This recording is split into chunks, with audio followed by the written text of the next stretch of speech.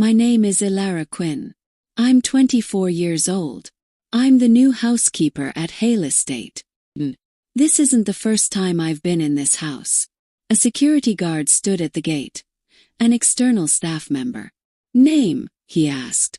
Ilara Quinn. Have you been here before? I looked into his eyes. No. He opened the gate. At the main door stood Victoria Hale, the owner of the house, and mother of Adrian Hale and Claire Hale.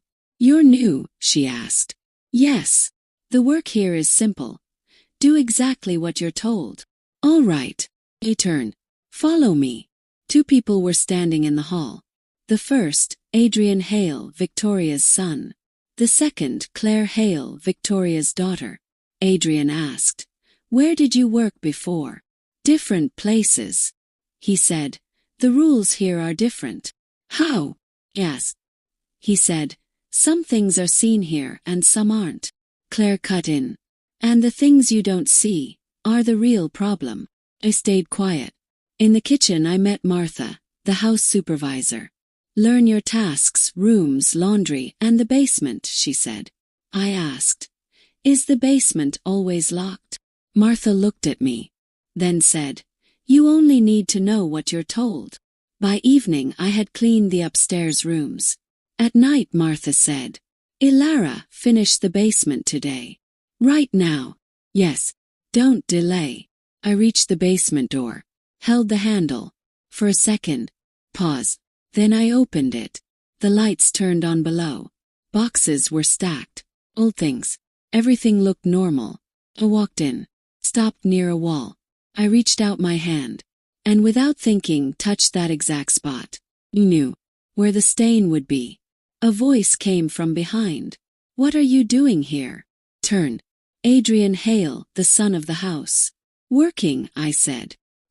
He said, "Why did you come straight to this spot?" "Which spot?" asked. He went silent. I looked down. There was a faint mark on the floor, like someone had tried to erase it.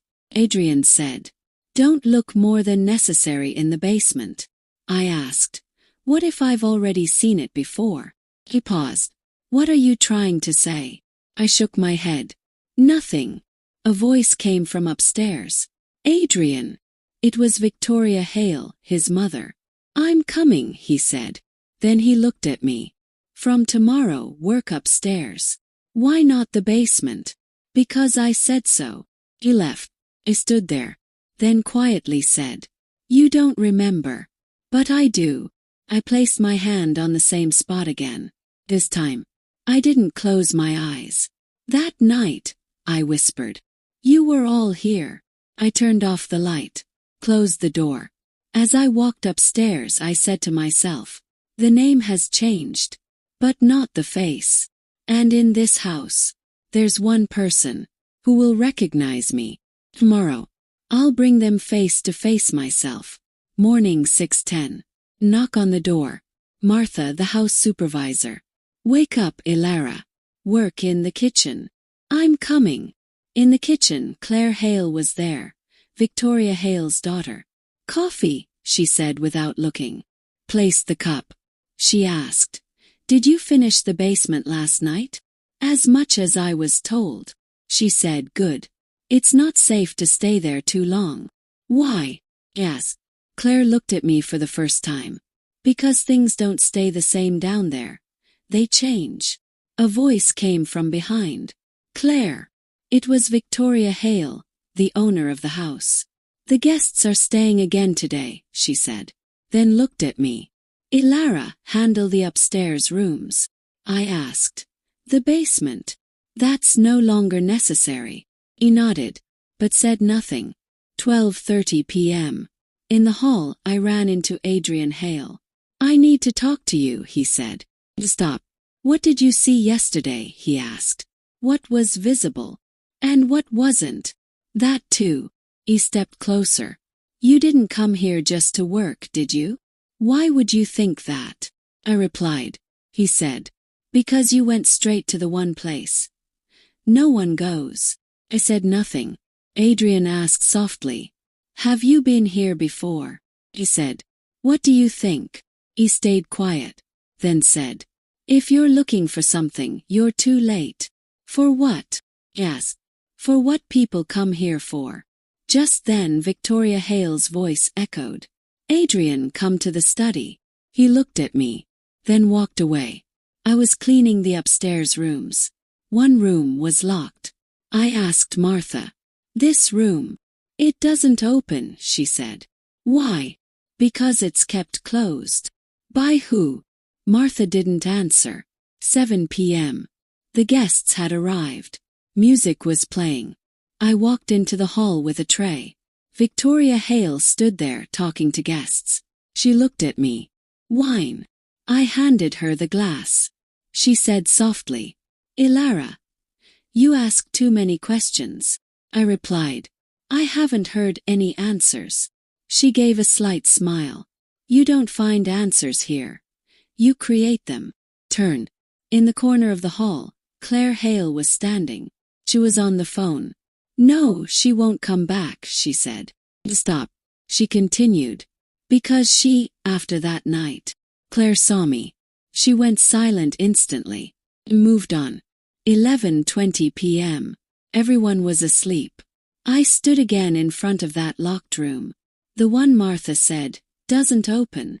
I grabbed the handle. Turned it. This time, the door opened. Inside was darkness. I turned on the light.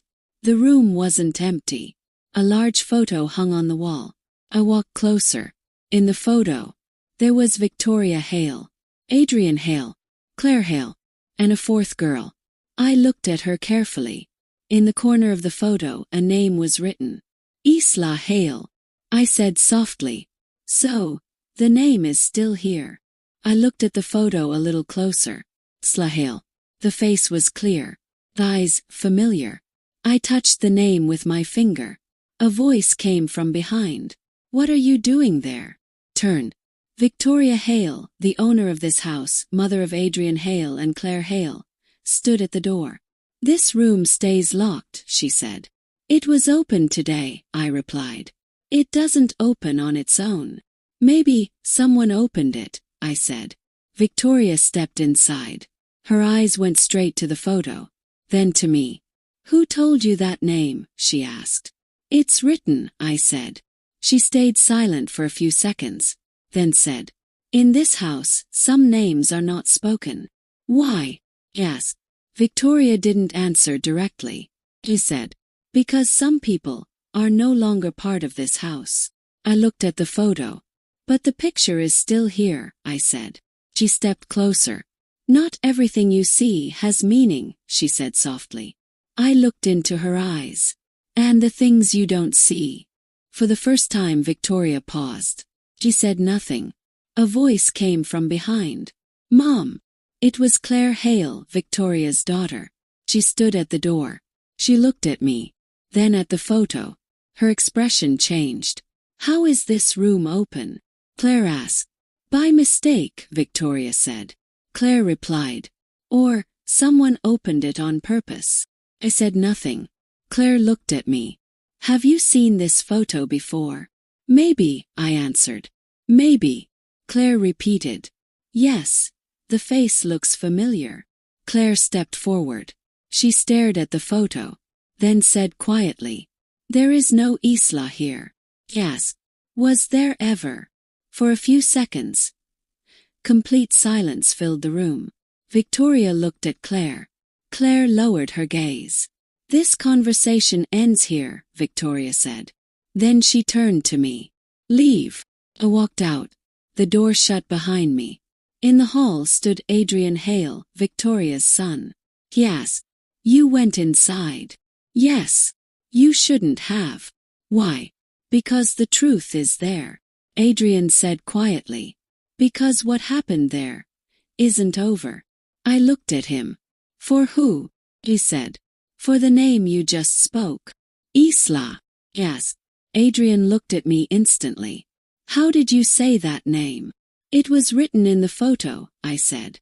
He stayed silent for a moment, then said softly, "There's more than the photo that you don't know." "Like what?" I asked. Adrian stepped closer. In a very low voice he said, "That night, Isla didn't disappear. Pause. Then. She was here the last time, he said. And now? Yes. Adrian looked into my eyes. His answer was slow. Now, no one looks for her. For a second I said nothing. Then I asked, what if someone does? Adrian replied without moving. Then they'll find the same thing. What? What Isla found. I took a soft breath, then said, then, I've come to the right place. Adrian's expression changed. You really don't know what you're doing, he said. I looked straight into his eyes. And for the first time, without hiding, I know exactly what I'm looking for. What? He asked. I said quietly, the truth of that night. And this time, I didn't wait for his reaction, because I knew, the next step, I had to take alone. Night 12:40. The hall was empty, lights dim. I walked straight toward the study. The study, Victoria Hale's private room. The door was closed. I turned the handle. I looked around. There was a small keypad on the wall. Without thinking, I pressed the numbers. 0, 7, 9. 1 second. And click. The door opened. I stepped inside. Documents, files, a safe. Everything neatly arranged. I walked straight to the desk. Opened the top drawer. Inside was a file. The name read, Incident Report. Opened it. First page. Date, July 19th. Second page. Location, basement. Third page. Subject, Isla Hale. I started reading. Subject unstable. Behavior aggressive. Restraint required. Stop. Below it said, authorized by Victoria Hale. I said softly, so, she made the decision. A voice came from behind. You shouldn't have opened that file. Turned. Victoria Hale stood at the door. How did you get this far? She asked. I didn't close the file. The way anyone does when they know the path, I said. She walked in. Closed the door. Who are you? She asked. I didn't answer directly. Instead I asked, July 19th. What happened that night? Victoria stayed silent. I lifted the file. It says, restraint required. Does that mean she was tied up? Victoria said coldly. She wasn't in control. For who? For you, or for the truth? Yes. She stepped closer. You're crossing a line. I looked into her eyes. Isla was your daughter. For the first time she stopped. Was, she repeated slowly. I said, or is. Just then the door opened behind me. Adrian Hale walked in, Victoria's son. Mom, stop, he said. Victoria looked at him. You let her come here. No, she came on her own, Adrian said. Yes. That night, who was in the basement? Adrian stayed silent. Enough, Victoria said. Opened the file. Looked at the last page. At the bottom, one line was written. Subject removed. Yes. Removed where? Victoria answered. Where she belonged. I said. So. You ended her. No, Adrian said immediately. I looked at him. Then, Adrian looked into my eyes. His voice was low. She was alive. The last time we saw her. Pause. We. Yes. Victoria looked at him. Stay quiet. But it was too late. Said slowly. So both of you were there. Silence filled the room. Closed the file. Now there's only one question left, I said. Victoria asked. And what is that? I looked into her eyes. After that, where did she go? A few seconds. No sound. Then Adrian said quietly. She didn't go anywhere. I looked at him. Then. She was here. Until. Enough. Victoria snapped. But I already understood. Until what? Yes. Adrian stayed silent. I took a step forward. Until she tried to escape on her own. Victoria's face changed. I said softly. Or someone let her escape. Now both of them were looking at me. And this time, there was only one question in their eyes. Who are you? The room was silent. Victoria Hale, the owner of this house, was staring at me. Adrian Hale, her son, was clearly shaken. I said quietly, "You both know the answer. You just don't have the courage to say it." Victoria said, "You're just staff. And you've crossed your limits." I asked directly, "July 19th. Who was in the basement that night?" Adrian lowered his eyes. Victoria stayed silent. I picked up the file from the table. "It says here, subject unstable, restraint required. That means she was tied up." Victoria said, "She wasn't in control." Yes. Or was she telling the truth? No answer. I continued. "And then it says, subject removed. That means she was taken away." Adrian said softly, "She was alive." I looked at him. "For how long?" He said nothing. I stepped forward. "You both saw her for the last time," I said. Victoria snapped. "Enough. This isn't an interrogation." I replied calmly, "No. This is a calculation." I took out the locket from my pocket, opened it.